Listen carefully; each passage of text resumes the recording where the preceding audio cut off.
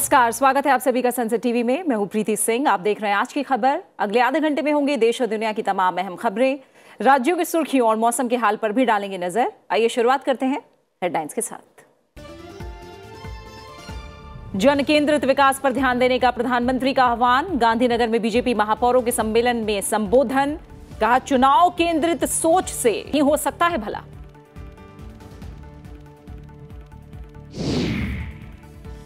संसद और विधानसभा में बाधा डालना लोकतंत्र के लिए चिंताजनक। राजस्थान विधानसभा में उपराष्ट्रपति का संबोधन। राजनीतिक दलों को व्यापक आत्ममंथन की सलाह। श्रीनगर में नए अध्याय की शुरुआत। उपराज्यपाल ने कश्मीर के पहले मल्टीप्लेक्स का किया उद्घाटन। 3 दशक से अधिक समय के बाद लोगों को बड़े पर्दे पर फिल्में देखने का मिलेगा मौका।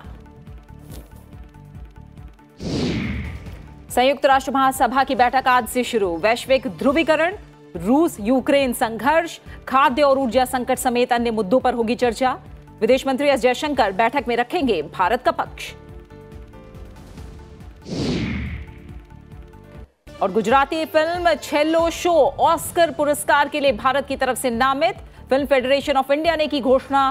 पान नलिन के निर्देशन में बनी है फिल्म।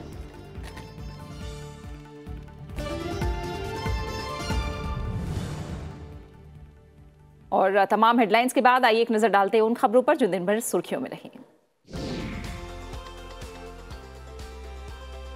निर्वाचन आयोग ने राजनीतिक दलों को दिए जाने वाले नकद चंदे की सीमा तय करने का सुझाव दिया है। आयोग ने गुप्त राजनीतिक चंदे की सीमा को 20,000 रुपए से घटाकर 2,000 रुपए करने का प्रस्ताव किया है।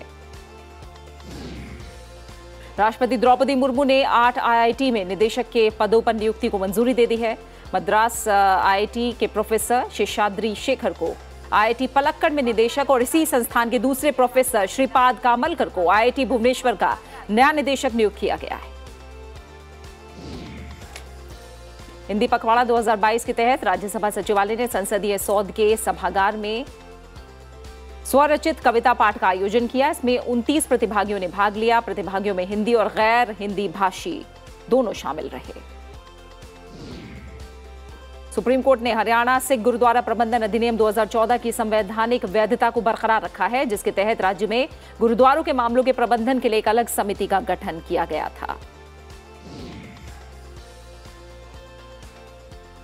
नागर विमानन मंत्री ज्योतिरादित्य सिंधिया ने कहा है कि देश में 90 से अधिक हवाई अड्डे 2024 तक कार्बन उत्सर्जन के मामले में तटस्थ होंगे। वहीं अगले 5 साल में हवाई अड्डों की संख्या बढ़कर 220 हो जाएगी। कांग्रेस अध्यक्ष पद के चुनाव से जुड़ी हलचल के बीच पार्टी के संगठन महासचिव केसी वेणुगोपाल ने सोनिया गांधी से मुलाकात की। उन्होंने कहा कि चुनाव निष्पक्ष और पारदर्शी होगा, जिसमें कोई भी खड़ा हो सकता है। शेयर बाजारों में लगातार दूसरे दिन तेजी रही। BSE सेंसेक्स 578 अंक से अधिक के लाभ के साथ बंद हुआ। निफ्टी भी 1.10% की तेजी के साथ 17,816.25 अंक पर बंद हुआ। विभिन्न देशों के राजनयिकों और मानवाधिकार समर्थकों ने चीन को लेकर मानवता के खिलाफ अपराधों संबंधी रिपोर्ट के मद्देनजर संयुक्त राष्ट्र से उसके खिलाफ कड़े कदम उठाने की अपील की है।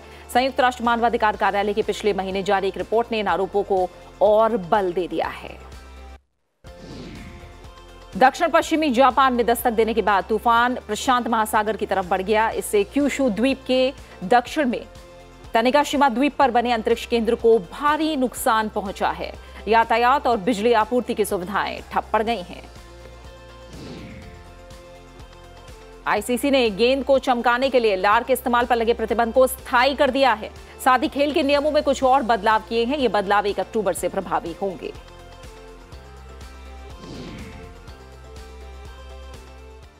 और आइए अब खबरों पर विस्तार से नजर डालते हैं। चुने हुए जनप्रतिनिधियों की सोच सिर्फ चुनाव को ध्यान में रखते हुए सीमित नहीं होनी चाहिए, क्योंकि चुनाव केंद्रित सोच से शहरों का भला नहीं किया जा सकता। प्रधानमंत्री नरेंद्र मोदी ने गुजरात के गांधीनगर में आयोजित बीजेपी के महापौरों के सम्मेलन को वीडियो कॉन्फ्रेंसिंग के जरिए संबोधित करते हुए ये बात कही। शहरों में इमारतों के गिरने और उनमें आग लगने की घटनाओं को चिंता का विषय प्रधानमंत्री ने बताया और कहा कि अगर नियमों का पालन सुनिश्चित किया जाए तो ऐसी घटनाओं को रोका जा सकता है। उन्होंने गुजरात के मुख्यमंत्री के रूप में अपना एक अनुभव भी साझा किया और कहा कि अगर सही काम किया जाए और जनहित में किया जाए तो लोगों का साथ भी मिलता है। सबका विश्वास और सबसे महत्वपूर्ण बात है सबका प्रयास। ये जो वैचारिक परिपाटी भाजपा ने अपनाई है, वही हमारे शासन के, गवर्नेंस के मॉडल के, डेवलपमेंट के मॉडल के, हमारे शहरी विकास में भी वो झलकती है। प्रधानमंत्री नरेंद्र मोदी ने कहा है कि फिनटेक क्षेत्र को लोगों का भरोसा बनाए रखने के लिए सुरक्षा पर लगातार काम करने की जरूरत है। उन्होंने ग्लोबल फिनटेक फेस्ट में अपने संदेश में कहा कि भारत में फिनटेक क्षेत्र समावेशी है और गरीब से गरीब व्यक्ति को गुणवत्तापूर्ण वित्तीय सेवाएं देकर उन्हें सशक्त बनाने के लिए लगातार ध्यान देने की जरूरत है। उन्होंने कहा कि समावेश के लिए नवाचार हमारा मंत्र रहा है। फिनटेक डोमेन से जुड़े लोग अच्छी तरह जानते हैं कि लगातार इनोवेशन यानी नवाचार बेहद जरूरी है। कश्मीर घाटी में बड़े पर्दे पर फिल्म देखने का इंतजार अब खत्म हो गया है। जम्मू कश्मीर के उपराज्यपाल मनोज सिन्हा ने श्रीनगर में कश्मीर के पहले मल्टीप्लेक्स का उद्घाटन किया। इस उद्घाटन के साथ कश्मीरियों को 3 दशक से ज्यादा समय के बाद बड़े पर्दे पर फिल्में देखने का मौका मिलेगा। मल्टीप्लेक्स का उद्घाटन करते हुए उपराज्यपाल मनोज सिन्हा ने कहा कि विज्ञान अगर खोज है तो कला उसकी अभिव्यक्ति है। उन्होंने कहा कि एक लक्ष्य रखा गया है कि जम्मू कश्मीर के हर जिले में मिशन यूथ के तहत 100 सीटर सिनेमा हॉल बनाए जाएं। श्रीनगर में लंबे समय बाद एक नए अध्याय की शुरुआत हुई है।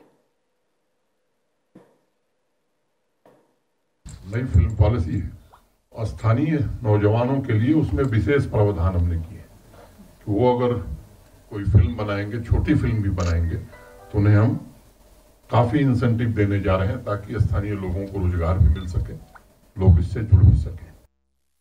कश्मीर के इस पहले मल्टीप्लेक्स में कुल 520 सीटों की क्षमता वाले 3 सिनेमाघर हैं, जिसमें अलग अलग सुविधाएं उपलब्ध कराई गई हैं। कश्मीर में 1980 के दशक में करीब 1 दर्जन से अधिक सिनेमाघर संचालित किए जा रहे थे, लेकिन आतंकवादी गतिविधियों के बढ़ने के कारण ये बंद हो गए थे। उपराष्ट्रपति जगदीप धनखड़ ने कहा है कि लोकतंत्र के फलने फूलने के लिए जनप्रतिनिधियों की प्रतिष्ठा और संसदीय संस्थाओं की दक्षता महत्वपूर्ण है। इसमें विफलता अन्य सार्वजनिक संस्थानों पर भी प्रतिकूल प्रभाव डालेगी।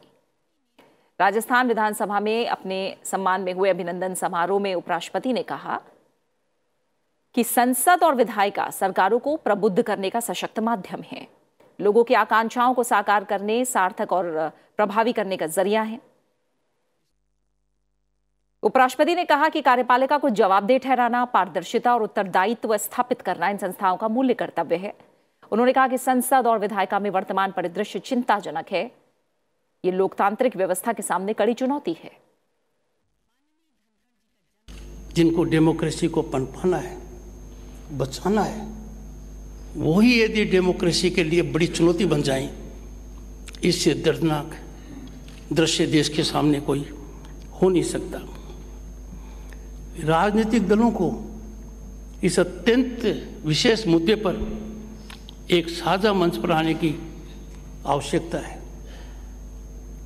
सर्वसम्मति का दृष्टिकोण दिखाने की आवश्यकता है।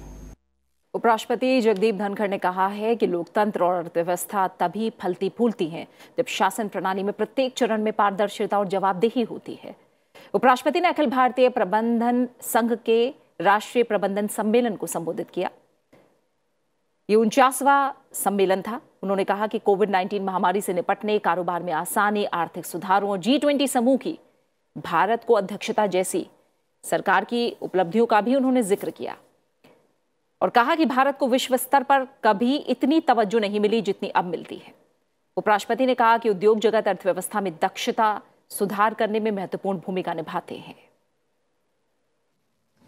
Democracy and economics and economy can thrive, blossom, yield results only in an ecosystem that is transparent and accountable. वित्त मंत्री निर्मला सीतारमण ने जलवायु परिवर्तन की चुनौतियों से निपटने के लिए विकसित देशों की $100 अरब की प्रतिबद्धता पूरा नहीं करने पर अफसोस जताया और कहा कि इस मामले में वैश्विक स्तर पर बात कम सहयोग की और ज्यादा जरूरत है। वित्त मंत्री निर्मला सीतारमण ने फिक्की लीड्स 2022 कार्यक्रम में कहा कि सभी देशों को जलवायु परिवर्तन के प्रभाव को कम करने के लिए कुछ करना होगा, लेकिन विकसित देशों से प्रौद्योगिकी या धन का हस्तांतरण नहीं हो रहा है। उन्होंने कहा कि भारत ने COP21 में जताई गई प्रतिबद्धताओं को अपने संसाधनों से पूरा किया है। देश धीरे धीरे नवीकरणीय ऊर्जा अपनाने की ओर बढ़ रहा है। हम स्पष्ट रूप से नवीकरणीय ऊर्जा क्षेत्र में प्रगति कर रहे हैं। उन्होंने कहा कि भारत में बैंकिंग सेक्टर का भविष्य डिजिटाइजेशन आधारित होगा। So the future, as we see, of finance in India is going to be driven more and more through digitization of the banking and related services.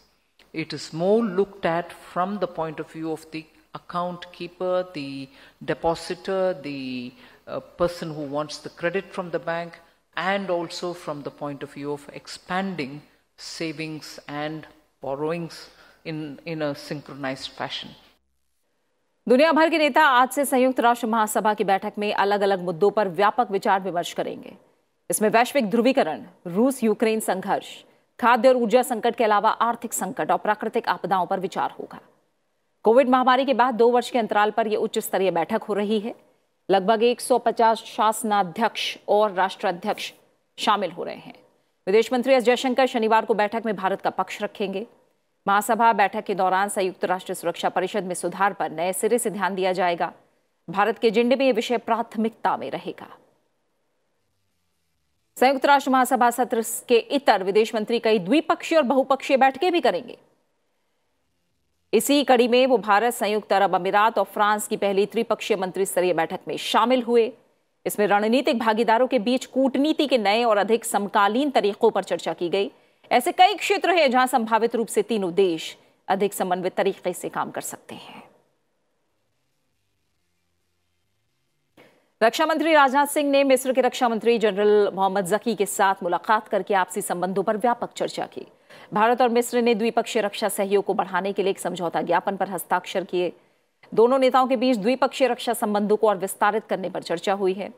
दोनों पक्षों ने रक्षा संबंधों को मजबूत करने के कदमों पर चर्चा की और संयुक्त अभ्यास प्रशिक्षण के लिए कर्मियों के आदान प्रदान, विशेष रूप से आतंकवाद विरोधी क्षेत्रों में सहयोग को बढ़ाने के संबंधों पर आम सहमति पर पहुंचा गया है।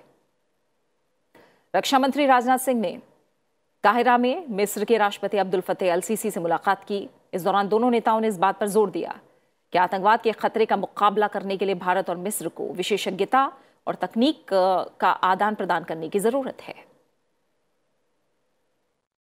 रक्षा मंत्री ने काहिरा में अननोन सोल्जर मेमोरियल टोम पर भी श्रद्धांजलि दी। आप बने रहे हमारे साथ। रुकना एक छोटे से ब्रेक के लिए, जल्द वापस लौट रहे हैं।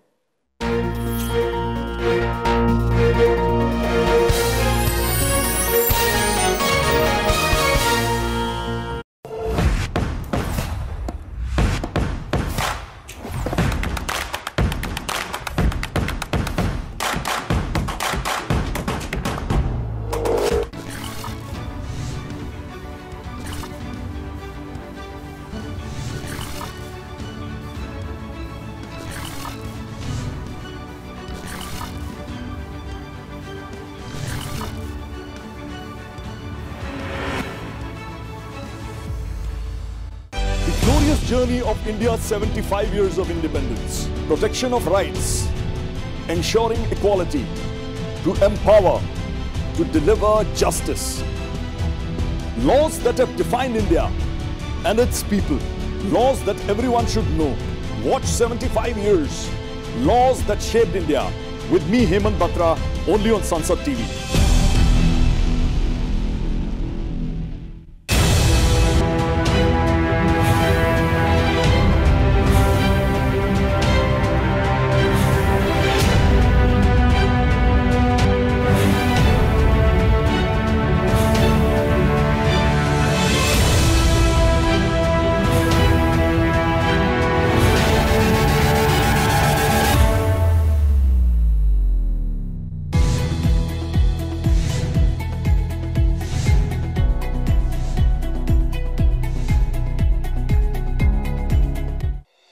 संसदीय गतिविधियों से जुड़ी हर खबर संसदीय समितियों पर एक नजर।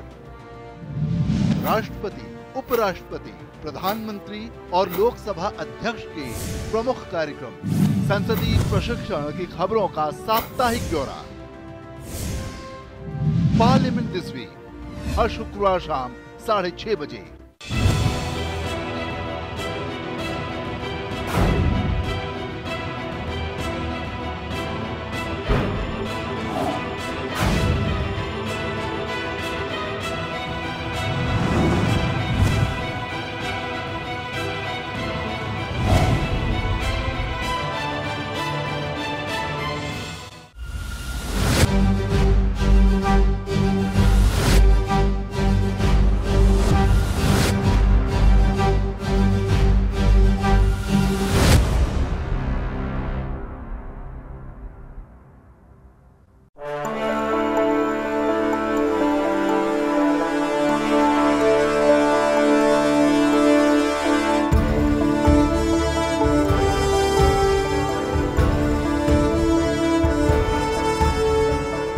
Those in favor please say aye. जो सदस्य विरोध में ना गए, I think the ayes have it. हवालों के पक्ष में हुआ। Ayes have it. The bill is passed.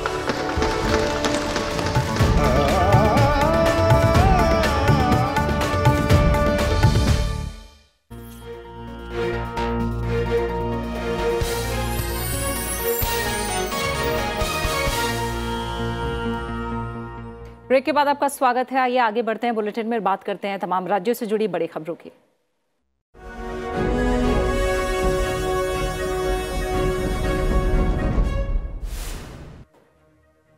BJP के राष्ट्रीय अध्यक्ष जेपी नड्डा ने गुजरात के गांधीनगर में नभोई के प्लेटफॉर्म में नमो किसान पंचायत ई बाइक का शुभारंभ किया।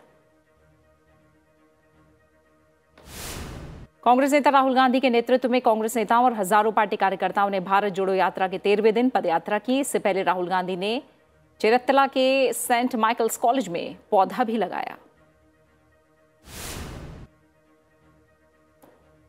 राजस्थान विधानसभा ने राजस्थान सहकारी सोसाइटी संशोधन विधेयक 2022 को ध्वनि मत से पारित कर दिया।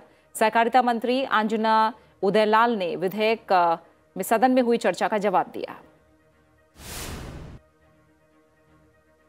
बिहार में मुख्यमंत्री नीतीश कुमार की अगुवाई वाले मंत्रिमंडल ने राज्य के स्वास्थ्य ढांचे को मजबूत करने के लिए सरकारी मेडिकल कॉलेजों और अस्पतालों में करीब 8,000 पद सृजित करने के प्रस्ताव को मंजूरी दी है। पंजाब मंत्रिमंडल ने विश्वास प्रस्ताव पेश करने के लिए 22 सितंबर को राज्य विधानसभा का विशेष सत्र बुलाने को मंजूरी दी। मुख्यमंत्री भगवंत मान की अध्यक्षता में हुई मंत्रिमंडल की बैठक में इसका फैसला लिया गया। उत्तर प्रदेश विधानसभा के मानसून सत्र के दूसरे दिन मुख्य विपक्षी समाजवादी पार्टी ने स्वास्थ्य व्यवस्था की बदहाली के मुद्दे पर अवरोध पैदा किया। वहीं मुख्यमंत्री ने इसके लिए विपक्ष को जिम्मेदार ठहराया। कांग्रेस ने गोवा में अपने 8 विधायकों के बीजेपी में शामिल होने के कुछ दिनों बाद यूरी एलिमाओ को विधायक दल का नेता नियुक्त किया है। दिल्ली के मुख्यमंत्री और आम आदमी पार्टी के संयोजक अरविंद केजरीवाल ने गुजरात में सरकार बनने पर सरकारी कर्मचारियों की पुरानी पेंशन को बहाल करने का वादा किया। मेघालय सरकार ने राज्य में चिकित्सा पेशेवरों की क्षमता को मजबूत करने और ज्ञान के आदान प्रदान की सुविधा के लिए तमिलनाडु सरकार के साथ एक समझौता ज्ञापन पर हस्ताक्षर किए हैं। बंबई उच्च न्यायालय ने बीएमसी को केंद्रीय मंत्री नारायण राणे के मुंबई स्थित बंगले में किए गए अवैध निर्माण को 2 हफ्ते के भीतर गिराने का निर्देश दिया है। अदालत ने नारायण राणे पर 10 लाख रुपए का जुर्माना भी लगाया। नोएडा में एक आवासीय सोसाइटी की बाहरी दीवार का एक हिस्सा गिरने से 4 लोगों की मौत हो गई। हादसा सेक्टर 21A स्थित जलवायु विहार में हुआ। दीवार गिरने से वहां काम कर रहे 12 मजदूर मलबे में दब गए।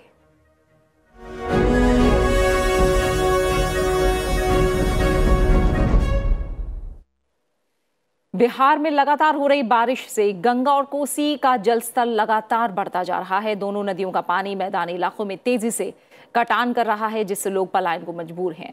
भागलपुर में गंगा और कोसी नदी में एक गांव के 2 दर्जन से अधिक घर बह गए, जिसके बाद से गांव में दहशत का माहौल है। नदियों के जलस्तर में बढ़ोतरी से रिहायशी इलाकों में बाढ़ का पानी घुस रहा है। बड़ी नदियों के साथ अब छोटी नदियों के जलस्तर में भी बढ़ोतरी हो रही है। कोसी में उफान के बाद गंडक, बागमती और कमला बलान नदी खतरे के निशान को पार कर गई हैं। कबड्डी खिलाड़ियों का खाना शौचालय में रखे जाने के सोशल मीडिया पर वायरल हुए वीडियो पर संज्ञान लेते हुए उत्तर प्रदेश सरकार ने ढिलाई बरतने के आरोप में सहारनपुर के खेल अधिकारी को निलंबित कर दिया है। प्रदेश सरकार ने खाना बनाने और खिलाड़ियों को उपलब्ध कराने वाले ठेकेदार को ब्लैकलिस्ट कर दिया है और पूरे प्रकरण की जांच का जिम्मा जिलाधिकारी को सौंपा गया है। उन्हें रिपोर्ट देने के लिए 3 दिन का समय दिया गया है। सरकार ने सभी क्षेत्रीय क्रीड़ा अधिकारियों को सख्त चेतावनी दी है कि खिलाड़ियों को सुविधा देने में किसी भी तरह की लापरवाही बर्दाश्त नहीं की जाएगी। मोदी जी की सरकार में लगातार खेल की सुविधाओं को बढ़ावा दिया है। टॉप स्कीम से लेकर खेलो इंडिया सेंटर से खेलो इंडिया यूथ गेम्स और यूनिवर्सिटी गेम्स, हमने इसको भी बढ़ावा दिया है। और जो हमारे हॉस्टल है वहाँ पर भी डाइट किसी भी 5 स्टार होटल के बराबरी की मिलती है। किसी जगह पर इस तरह की हुआ है तो हमने यूपी के जो डिपार्टमेंट है उसको भी खेलों का और जो वहाँ के जो अधिकारी हैं उनको भी उसके खिलाफ कड़ा निर्णय के लिए निर्देश दे दिए गए। और अब कुछ खबरें अंतर्राष्ट्रीय जगत से।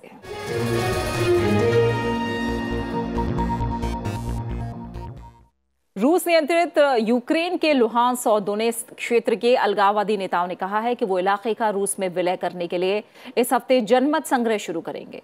अलगाववादी नेताओं ने शुक्रवार से जनमत संग्रह कराने की घोषणा की है और ये घोषणा उनके करीबी सहयोगी रूसी राष्ट्रपति व्लादिमीर पुतिन की तरफ से इसकी जरूरत बताए जाने के बाद की गई है। रूस के पूर्व राष्ट्रपति दिमित्री मेदवेदेव ने भी कहा कि पूर्वी यूक्रेन के लुहांस और दोनेत्स्क का रूस में विलय और उनकी सीमा को फिर से परिभाषित करना अटल है और इससे रूस उसकी रक्षा करने के लिए कोई भी कदम उठाने में सक्षम होगा। गुजराती फिल्म छेल्लू शो को भारत की ओर से आधिकारिक रूप से अकादमी पुरस्कारों के लिए भेजा जाएगा। फिल्म फेडरेशन ऑफ इंडिया ने इसका ऐलान किया है। फिल्म का अंग्रेजी शीर्षक लास्ट फिल्म शो है। यह फिल्म महोत्सवों में प्रीमियर के दौरान कई पुरस्कार जीत चुकी है। फिल्म ने स्पेन में 66वें वलाजुलिड फिल्म महोत्सव में गोल्डन स्पाइक पुरस्कार भी जीता था। पान नलिन के निर्देशन में बनी यह फिल्म 14 अक्टूबर को देश भर के सिनेमाघरों में रिलीज होगी। यह फिल्म नलिन की खुद की यादों से प्रेरित है, जिन्हें गुजरात के ग्रामीण इलाकों में बचपन में ही फिल्मों से प्यार हो गया था। और इसी के साथ फिलहाल इस बुलेटिन में इतना ही। जाते जाते आपको छोड़ जाते हैं ताइवान के ताइचुंग हार्बर से होममेड विमानों की टेक ऑफ की तस्वीरों के साथ। वार्षिक रेड बुल फ्लग टैग प्रतियोगिता में 40 विमानों ने हिस्सा लिया। आप देखिए ये दिलचस्प तस्वीरें। अपना अच्छे से ख्याल रखिए और मुझे दीजिए इजाजत। नमस्कार।